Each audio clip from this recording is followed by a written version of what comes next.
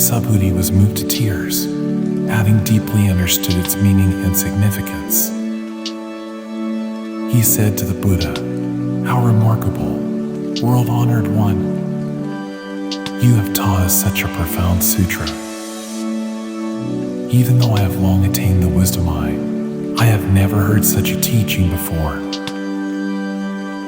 World-honored one, if someone who hears this sutra gives rise to pure faith, and thus perceives the true nature of reality, we should know that this person has achieved the most extraordinary virtue. World-honored one, the true nature of reality is empty. This is what the Tathagata calls the true nature of reality. World-honored one, having just heard this sutra, I have no difficulty in believing, comprehending, and following it. But in the ages to come, in the last 500 years, if there are sentient beings who hear this sutra, believe, comprehend, and follow it, they will be most remarkable beings. Why? These beings do not abide in the notions of a self, a person, a sentient being, or a lifespan. Why? Because a self is not a self. The appearances of a person, a sentient being, and a lifespan are likewise illusory. Why? Those who relinquish all appearances and notions are called Buddhas. The Buddha said to Subhuti, "So it is, so it is."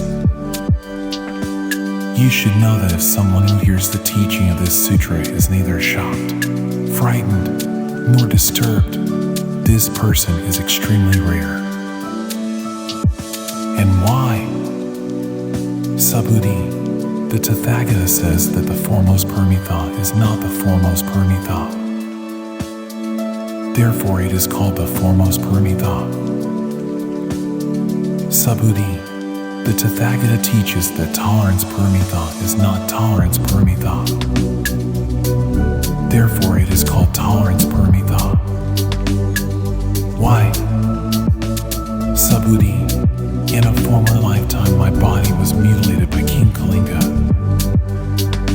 At that time, I had no notions of a self, a person, a sentient being, or a lifespan. Why not?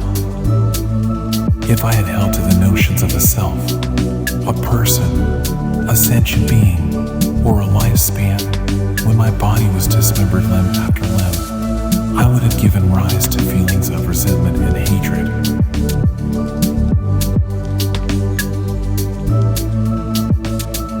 Subhuti, I also recall that for 500 lifetimes I was a rishi of tolerance.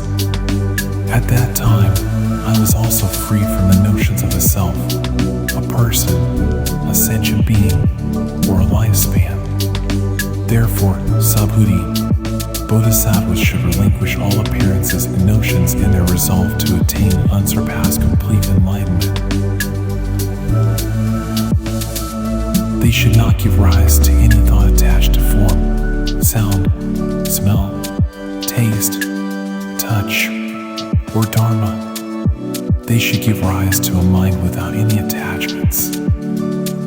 Any attachment of the mind is errant. Therefore, the Buddha says that a bodhisattva should practice charity with a mind unattached to form. Subhuti, to benefit all sentient beings, a bodhisattva should practice charity in this way. The Tathagata teaches that all appearances and notions are not appearances and notions, and that all sentient beings are not sentient beings. Subhuti, what the Tathagata speaks is true, real, and as it is.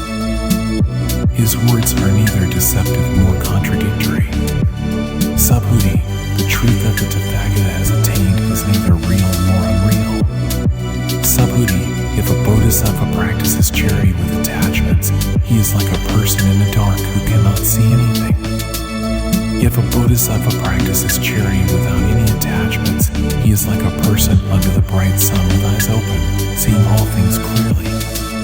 Subhuti, If in a future time there are good men and women who are able to recite, remember, comprehend, and follow this sutra, the Tathagata, with his Buddha wisdom, will clearly perceive and recognize each one of them as they all achieve immeasurable and infinite virtues.